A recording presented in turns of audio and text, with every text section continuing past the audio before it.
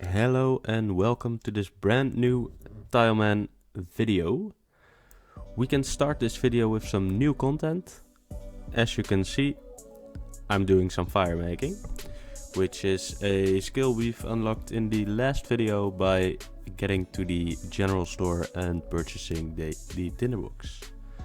So yeah, nice to get a new skill in there, get some new levels and some easy experience as well. For now, with the start, I of course need normal logs to start, and I don't have a great fire making spot with normal logs because you need to go from east to west, and a lot of my tiles in the stronghold are from south to north. But after I can get to oak trees or oak logs, it gets a lot better because the path I took from the stronghold to Ardy is almost entirely a straight line, and there's oak trees there as well, so then it gets really easy. I will also be training another skill in this video, and we will get to that after the first few fire making levels. I think the chat box in this clip says enough. You can see all the levels and it's clear that it's going pretty fast at this point. The first fire making levels are of course very fast because you get a lot of XP and the levels are very close together still. So 15 fire making was easy, and then I get to oak trees and then it gets even more convenient. Now I am spending some extra tiles here, and you might be wondering why am I going into this Probita store, the pet store in Ardy, and there's a very good reason for that. That is because upstairs there is a man or woman that I can thief from level 1. So that is the second skill that we have access to from this point, is thieving. And of course Ardy is very good for thieving because there's stalls for food, for whatever, and also a lot of knights and etc. warriors that you can pickpocket. So there's quite a lot of thieving content pretty close. So that's why this is a very nice skill to unlock. Got my thieving level up to 5 with the woman in the Probita building upstairs. But now of course I need to be able to get to the food stalls, because that would be a very nice source of food. And that's quite a lot of tiles still from this point. So I decided to do some fletching again, woodcutting and fletching. Also some fire making, but fletching is a little bit more AFK, so I think that's what I stuck to for a bit. And I got 50 fletching, so that's getting up there.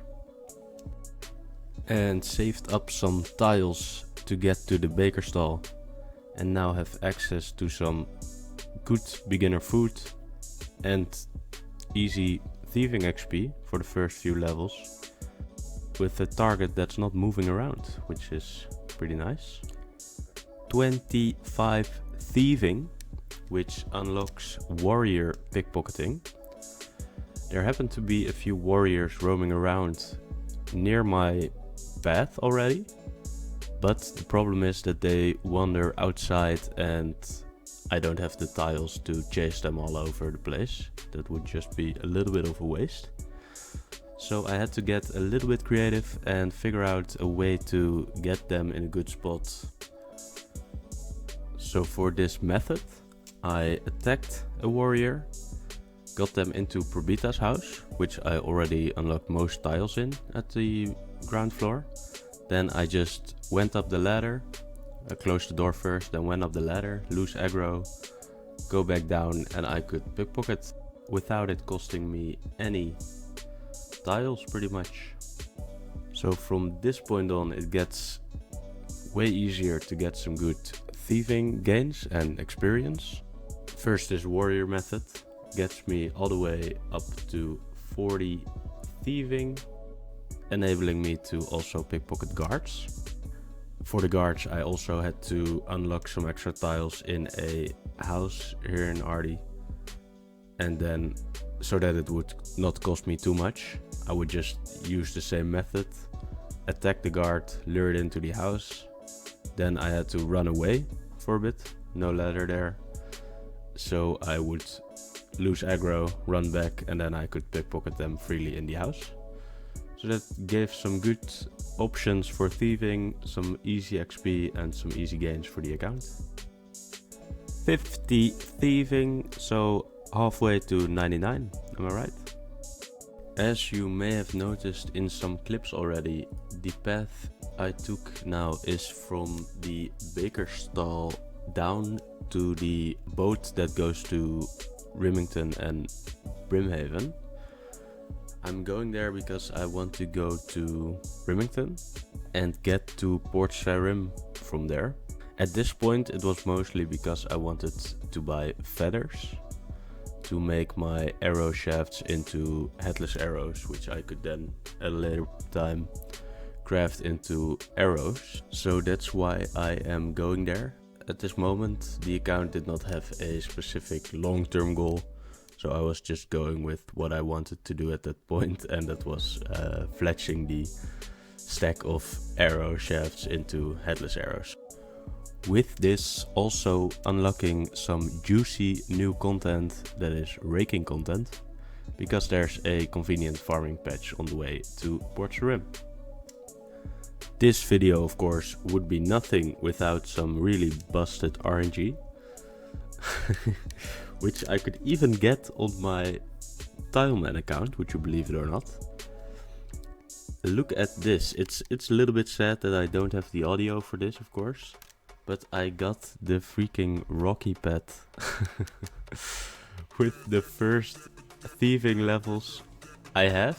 I don't know exactly at what level I got it, because I did not click my stats in this clip and it's too long ago for me to remember. But it must have been between 50 and 53, and that is pretty lucky again. So at this point, if we're talking about pets, I'm definitely spooned on all my accounts.